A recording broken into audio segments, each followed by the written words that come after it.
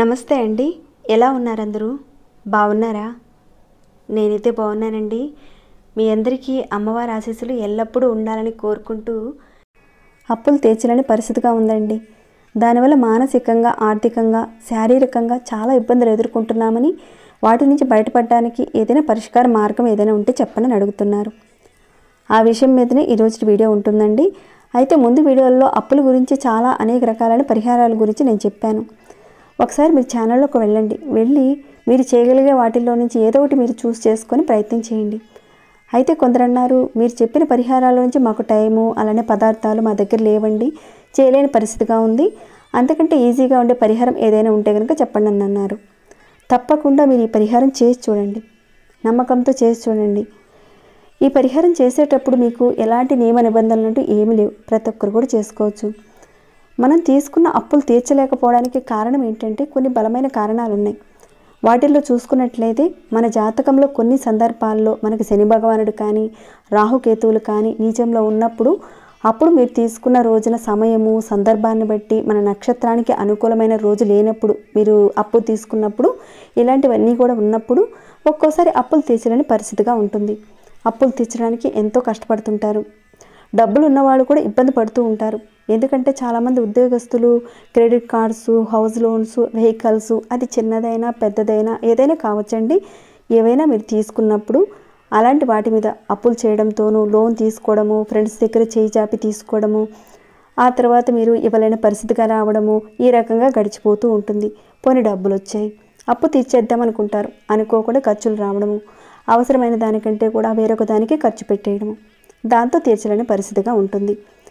ఇలాంటి ఇబ్బందులతో మీరు బాధపడేవారు తప్పకుండా పరిహారాన్ని చేసుకోండి. మరి ఏ రకంగా చేయాలి ఏంటి అనేది ప్రతి ఒక్క విషయం చెప్తానండి. స్కిప్ చేయకుండా వీడియో 2 వరకు చూడండి, అన్ని విషయాలు తెలుస్తాయి. అలానే మీకు ఎలాంటి డౌట్స్ కూడా రావు. చూసి వెళ్ళేటప్పుడు ప్రతి ఒక్కరూ కూడా ఒక చిన్న లైక్ ఇస్తారని నేను భావిస్తున్నాను. సబ్స్క్రైబ్ కాకుండా కొత్త వారు చూస్తుంటే మన ఛానల్లో ప్రతి ఒక్క సమస్యకు అనేక రకాలైన పరిహారాలు, పూజలు ఉన్నాయి. మీరు ఒకసారి వీడియోలోకి వెళ్ళి చూడండి. వెళ్ళి చూసి మీరు చేయగలిగే దాన్ని, మీ సమస్యకు తగిన ఏదైనా ఒక పూజను కానీ పరిహారాన్ని కానీ ఎంచుకొని ప్రయత్నం చేయండి. మీకు వచ్చిన మార్పుని, ఫలితాన్ని నాతో షేర్ చేసుకోండి. అలానే చాలామంది అప్పుల బాధలతో సతమతం అవుతూ ఉంటారు కదండి, నమ్మకంతో చేయండి, మంచి ఫలితం ఉంటుంది ఈ పరిహారం చేయడం వల్ల. ఇక మొదటి పరిహారంగా చూద్దాము. ఈ పరిహారానికి కావాల్సింది కొబ్బరికాయ అవసరం ఉంటుంది, అలానే ఆవాలు అవసరం ఉంటాయి, ఎర్రటి దారం, కాస్త నెయ్యి, సింధూరము, ఇవన్నీ కూడా అవసరం ఉంటాయి. ఎలా చేయాలనేది చెప్తానండి. మీరు ఇక్కడ గట్టిగా గుర్తుపెట్టుకోవాల్సింది ఏంటంటే, మీరు ఎప్పుడైనా సరే అప్పు చేయాలనుకుంటే మంగళవారం రోజున మాత్రం చేయకండి. మీరు బుధవారం రోజున అప్పు తీసుకోవచ్చు, మంగళవారం రోజున మాత్రం మీరు అప్పు తీర్చుకోవచ్చు. అంటే మీరు మంగళవారం రోజున మాత్రం అప్పు చేయకండి, కానీ బుధవారం రోజున మీరు అప్పు తీసుకుంటే అప్పును తొందరగా తీర్చగలుగుతారు. ఈ ఒక్క విషయం గుర్తుపెట్టుకోండి.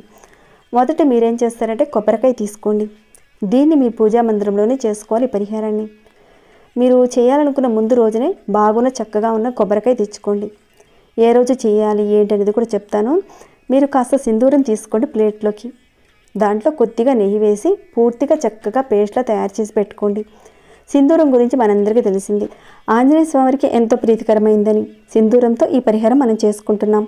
మీరు సింధూరం కాకుండా కుంకుమతోనూ అలానే వేరే ఇతర వాటితో మాత్రం చేయకండి, కేవలం సింధూరాన్నే ఉపయోగించాలి ఈ పరిహారానికి. అలా కలిపిన సింధూరంతో కొబ్బరికాయ మీద చక్కగా స్వస్తిక్ గుర్తు వేయాలి. మొదటగా మీరు ఒక చిన్న పాయింట్ పెట్టుకొని, ఇక్కడ నేను మీకు చూపిస్తూ ఉన్నాను కదండి, అదే రకంగా మీరు స్వస్తిక్ గుర్తు వేయండి. అపసవ్య కాకుండా సవ్య స్థితిలో వేయండి. ఈ పరిహారాన్ని మీరు చేసేటప్పుడు ఖచ్చితంగా మనసు పెట్టి చేయండి.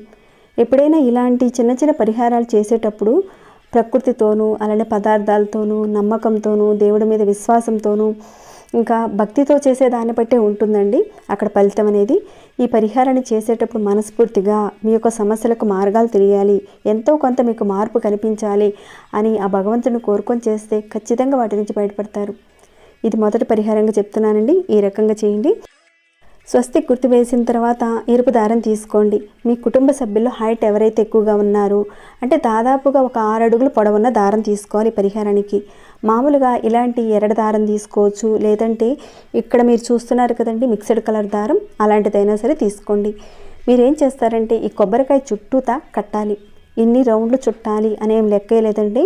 మీరు తీసుకున్న ఈ 6 అడుగుల దారంతో చుట్టాలి. మీకు అర్థం కావాలని ఈ రకంగా చూపిస్తున్నాను, అంతేగాని మీ వరకు అనుకోండి 6 అడుగుల దారంతో చుట్టాలి. చుట్టేసిన తర్వాత మీరు ఏం చేస్తారంటే ఆ కొబ్బరికాయని మీ 2 చేతులతో పట్టుకొని మీ మనసులో మీరు చేసిన అప్పులన్నీ తీరిపోవాలని చెప్పుకోండి. ఈ పరిహారాన్ని మీరు మంగళవారం రోజున చేయాలి. దేవతా మందిరంలో ఈ పరిహారాన్ని మీరు చేసేటప్పుడు మీరు దేవుడి దగ్గర దీపారాధన చేయనవసరం లేదు, పూజ కూడా ఏది అవసరం లేదు. అక్కడ చక్కగా వెళ్ళి కూర్చోండి. కూర్చొని దండం పెట్టుకొని ఇక్కడ నేను మీకు చూపిస్తున్న విధంగా కొబ్బరికాయకి ఎర్రదారం కట్టి మీ కోరికలు చెప్పుకొని అప్పులు తీరిపోవాలని, బాధలు చెప్పుకొని సమస్యల నుంచి బయటపడాలని కోరుకొని ఈ కొబ్బరికాయని తీసుకువెళ్ళి ఏదైనా మీకు దగ్గరలో పారే నీరుంటే, అంటే అదే రోజున ఏదైనా దగ్గరలో పారే నీరుంటే కనుక చెరువు కానీ, మంచినీరు కానీ, నది కానీ అలాంటివి ఉంటే కనుక అక్కడికి వెళ్ళి నదిలో వదిలేయండి.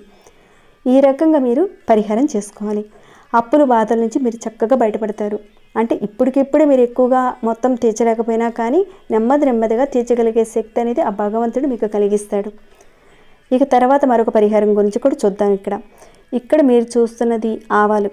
ఆవాలకు చాలా శక్తి ఉంటుందండి. ఒకప్పుడు వ్యవసాయ పొలాల్లో వరి పంట అయిపోయిన తర్వాత మినుములు, పెసలు అలాంటివి వేసేవారు. వాటితో పాటుగా ఈ ఆవాలను కూడా వేసేవారు గట్ల మీద. ఎందుకంటే వాళ్ళ పొలంలో నకారాత్మక శక్తి అనేది రాకుండా ఉండడానికి, అలానే పురుగులు పట్టకుండా ఉండడానికని ఆవాలు వేసేవారు వాళ్ళు. దీంట్లో ఉన్న శక్తి ఏంటంటే ఈ ఆవాల్లో గ్రహస్థితిని అడ్డుకునే ఒక శక్తి ఉంటుంది. ఎవరైతే అప్పుల బాధలతో బాధపడుతున్నారో మీ ఇంటి దగ్గర ఇక్కడ నేను జస్ట్ పేపర్ మీద వేసి చూపిస్తానండి. ఇక్కడ చూడండి, ఇది మీ ఇల్లు అనుకున్నారు. చుట్టూతా ప్రహరీ గోడ ఉంటుంది.